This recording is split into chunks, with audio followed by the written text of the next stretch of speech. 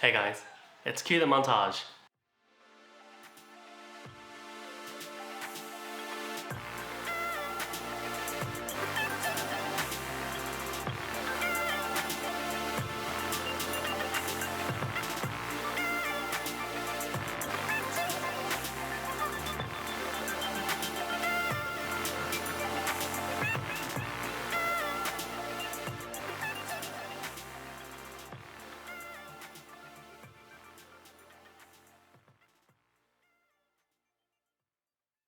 Hey guys, Kevy, and this is the Keychron Q1.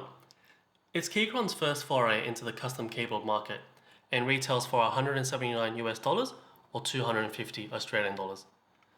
It's also a keyboard which I really wanted to love, but a part of me just feels like it was a good attempt, but could have been made so much better with some very small changes. I'll explain why, but first, if you don't know what a custom mechanical keyboard is, here's a rundown. Now in the past, if you wanted to build a custom keyboard, you needed to do research and find individual parts yourself. This could include things like the keyboard frame, the PCB, switches, or even the keycaps. You could also participate in what's called group buy keyboard websites, which are essentially a type of keyboard crowdfunding website. But like all crowdfunding, there's never a guarantee a certain threshold of interest will be met. So you risk waiting many months for no outcome. Those wild west days are over. The fact that Keychron is offering this type of build represents a significant shift in this keyboard niche. Keychron, like some other manufacturers, are simplifying the process to source and build a custom keyboard. You don't need to go and buy parts from a handful of different websites anymore, and no longer do I need to be able to go to group buy sites and pre-order a keyboard, which may or may not even get made. Look, all I have to do now is go to the Keychron website, choose a pre-configured model, or go to the options list and customize the keyboard to make it look the way that I want. Now remember, given Keychron advertises this keyboard as a custom keyboard, I'm also not limited purely to the options on Keychron's website. I can still take it apart, use parts from other manufacturers, or modify the keyboard to my heart's desire. Obviously less the logistical nightmare of having to find all the parts myself using a many handfuls of suppliers. But look, I agree. It is somewhat dumbing down this experience, but it also lowers the barriers to entry dramatically. I remember how confused I was at the beginning with all this keyboard stuff. And to be honest, there's still a lot I need to learn. But dumbing down the experience also means more people will now take notice of not just custom mechanical keyboards, but mechanical keyboards in general. This means more manufacturers will get on board, they will enter the space, they will invest more into R&D, new, better designs, more advanced, more unique materials, leading ultimately to a better consumer experience and hopefully driving down costs. At the end of the day, it's good for us as consumers. I mean, why bother purchasing a generic off-the-shelf keyboard now when you can tailor one to fit your unique circumstances? Ultimately, we use a keyboard for a large part of our lives. You might as well make it less mundane, right? But enough of that. Now to this keyboard, the Q1. First off, my keyboard isn't the off-the-shelf version from Keychron. I only purchased the bare bones set and added my own switches, lube, film, and keycaps. This means that I can only really speak to my particular unit, not the off-the-shelf Q1 with the switches and keycaps directly from Keychron. Nonetheless though, I'll go through the aesthetics. It's full aluminum frame, which looks sleek and modern. It also looks and feels very premium, and it's super hefty. If you do accidentally drop it, it's definitely going to make a dent on your table or floor. Fully assembled, it's about 1.6 kilograms or 3.5 pounds. It's also got support for Windows and Mac in the normal Keychron fashion via a toggle switch. The south shining RGB lights are also very nice and very bright. There isn't any wireless however, so it's a corded experience only. Now, one of the most important aspects of this keyboard is its software. Previous Keychrons didn't have any type of real dedicated software. The Q1 officially supports QMK VIA. Now, if that doesn't make any sense to you, it's an open source keyboard software, which allows you to further customize your keyboard, such as remapping your keys, changing backlight effects, and even writing macros. Hey, have you ever wanted to have the letter A come out as the letter B? You can do that now. Now, what I don't like about this keyboard, so my concern. I mentioned that the construction was very good.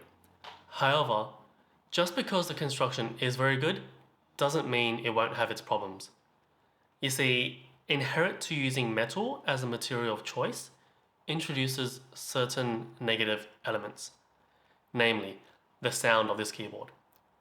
This board just doesn't sound very good in its stock form. Don't believe me? Here, take a listen.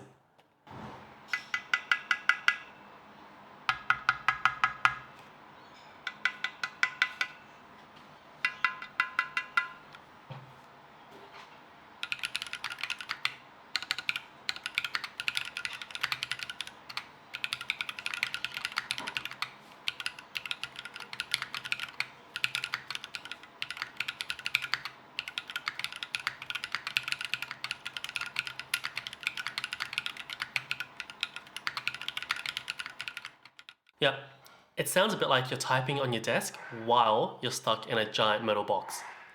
Now hold up, you might think that I'm making a big deal out of the sound, but I disagree. Some of the critical experiences of a mechanical keyboard is that the sound. I mean, you don't buy a mechanical keyboard to have a silent typing experience, do you? You buy one to have both the tactile feeling of every key switch as well as the sound the key switch makes. How the keyboard frame is constructed directly impacts the sound the switch makes.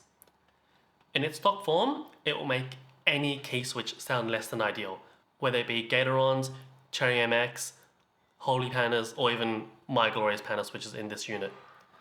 I mean, even Keychron has been aware of the issue and has apparently rectified it in the new twisty knob version of the Q1, which was only released 3 months after my version was released.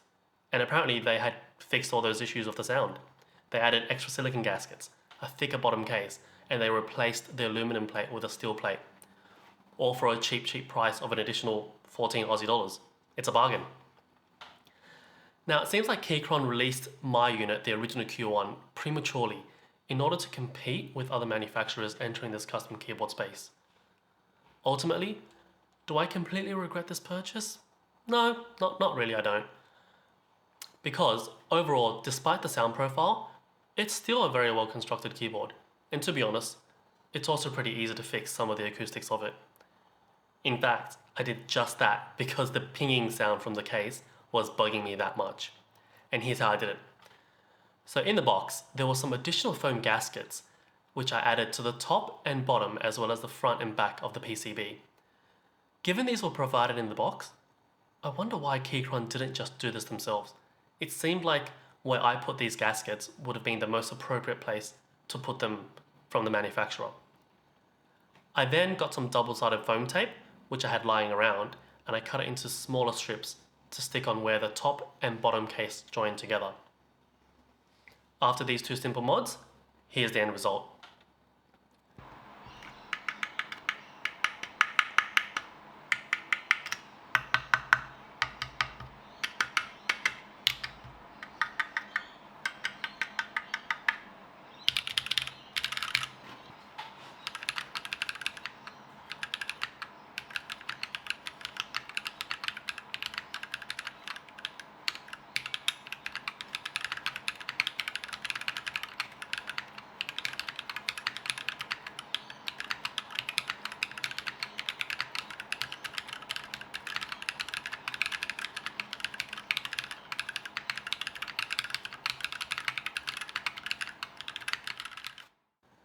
It's a world of a difference, isn't it? I just feel like Keychron rushed this product out, and by doing that had skipped some quality assurance steps which would have probably addressed these sound issues in-house, especially since they released a new version just 3 months later with the same remedies. Look, it was quite easy to do the mods, and especially for someone who knows a little bit about the construction of a keyboard, but I'm just thinking for someone who's just dipping their toes into this custom keyboard market, the sound profile might just be enough to put them off mechanical keyboards entirely. It's kind of like buying your first car as a teenager. using your hard-earned cash and finding out the car's a lemon, you do start to develop some sort of prejudice, or whether justified or not, towards that certain brand. In this case, the sound profile might just make someone feel negatively about Keychron, or even mechanical keyboards as a whole. My end thoughts are, if you are interested in a custom mechanical keyboard, probably give this one a miss and have a look at the other options, such as maybe the newer Q1. But if you do want to save 14 Aussie dollars, then by all means, get my unit, the original Q1, but at least now, you know how to make it sound better. Thanks for watching, and don't forget to like, subscribe, as well as ring that bell icon. Also, if you've spent all your money on a custom mechanical keyboard, but you still need a gaming mouse, check out this video for my budget recommendation. And also, if you want to see the process of building my Q1 and how I painstakingly lubed each and every switch, check out this video here. See ya.